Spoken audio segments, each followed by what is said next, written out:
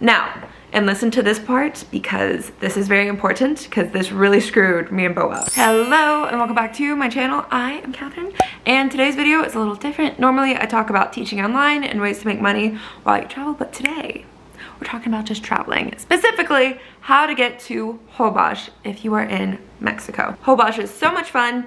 Don't forget to check out my vlog all about what to do and where to stay in Holbox, which you can find right here, I think. But anyway, my best advice for you is to go to your local bus station. My favorite is ADO. Okay, ADO is the best. I was gonna say in my opinion, but I think they're just the best. Super nice buses, really got everything together. We would always go to the ADO station, ask them how to get literally everywhere, and they don't speak a lot of English. Luckily, we have a Google Translate app, but they would normally take a little piece of paper and draw out, you know, city, draw an arrow to the next city, and, you know, tell us how to get to wherever we're trying to go. So it's super, super helpful. So definitely go to your local ADO station or bus station and hear what they have to say, because they're gonna know the best. Now, if the bus walk is too far, you don't feel like taking a taxi there, I don't blame you, okay? Just ask your hostel person or ask your hotel concierge or, you know, wherever you're staying. If you're staying in Airbnb, then yeah, I would probably go to the bus station or something. But that's what I did when we were at our hostel in Valladolid. I asked a husband who was running the hostel, which, by the way, best hostel in the entire world. I loved this hostel. It's Hostel Tecate. I'm saying that completely wrong, I'm sorry, but I have a whole video all about it, so definitely check that out. And if you're going to Valladolid, 100% stay at this homestay. It is fabulous. They're the nicest people. Anyway, he gave me a nice little itinerary, which is this, of the cities, know how to get to which city and how much it's going to be. He said from Valladolid to El Ideal, take the bus. It's going to be 69 pesos a person, and then from there, from El Ideal to this city I cannot pronounce that starts with a K, is going to be another 60 pesos. He said that this was a collectivo, and then another collectivo from Cantanakin, I don't know, to Chiquila was another 100 pesos, and it was also a collectivo. And then from there, when you're in Chiquila, probably saying wrong, then you'll take a ferry from Chiquila to Holbox, which I was told is pronounced Holbox, so don't be saying Holbox.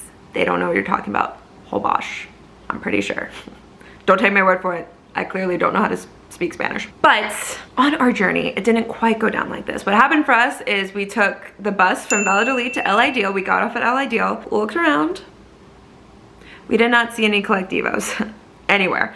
So luckily, there was a nice Mexican family who also got off and were also going to Holbox as well. So they negotiated with the taxi drivers, because there's a big taxi driver station, I guess, right at the bus stop. They negotiated with the taxi drivers, taking the price from, I don't know what, they said it was way too high to charge, all the way down to 150 pesos. So we ended up taking an hour-long taxi ride from El Ideal straight to Chiquila for 150 pesos a person, and then from there we took the ferry from Chiquila to Holbox for 200 pesos a person. And it's great because there's a couple different ferry companies that go back and forth from Holbox, and I think one is like every hour and the other one's like every 20 minutes.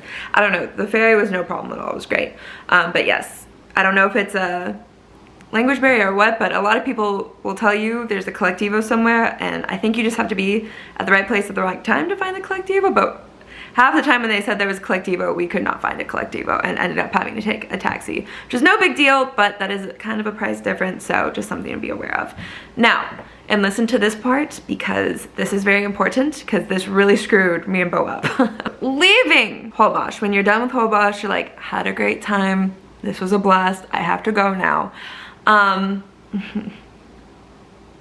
a ferry ticket from Holbox to Mexico, the mainland of Mexico, was super easy, no big deal. Got back to the mainland and we learned that apparently you can buy in advance your collectivo spot. So there are a bunch of collectivos in Chiquila. Again, I just didn't see any in El Ideal. But you can buy your spots there ahead of time. So once we got there, all the collectivo spots were filled. Our only option was a taxi, or we could wait for the next collectivo, which was like 4 hours later. And Bo and I did not want to sit in the dying hot sun for 4 hours, so we opted for a taxi.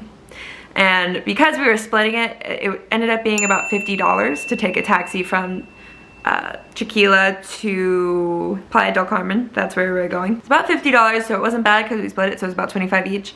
I believe a collectivo spot would have been about $15 US a person, so just something to think about. They also have the option when you're at Holbox, like on the island, you can get certain services that take you straight to the airport, so it takes you straight to the Cancun airport or Playa or something like that, but there just wasn't an option for us that worked for what we wanted and our schedule and all that stuff. So that's what we ended up doing. So yeah, if you've learned anything from this, it's to travel with someone who speaks Spanish. Very easy to negotiate with the taxi drivers, and buy your collectivo ticket ahead of time so that you don't have to wait in the boiling hot sun for 4 hours for the next collectivo and then have to pay a little bit extra for a taxi, which worked out best because the taxi ride was very nice. I took a nap, so it was great. Anyway, I hope this helped you. If you want to know the best place to stay, all the fun things to do in Holbox, watch this vlog. And if you'd like to know more about teaching online and making money online so that you can ditch your 9 to 5, okay, and just travel the world, be a digital nomad, all right, then check out the rest of my videos or go to my website, which is also in the description. So anyway, thanks so much for being here. If this video helped you at all, please give it a big like and subscribe, and I'll see you in the next video.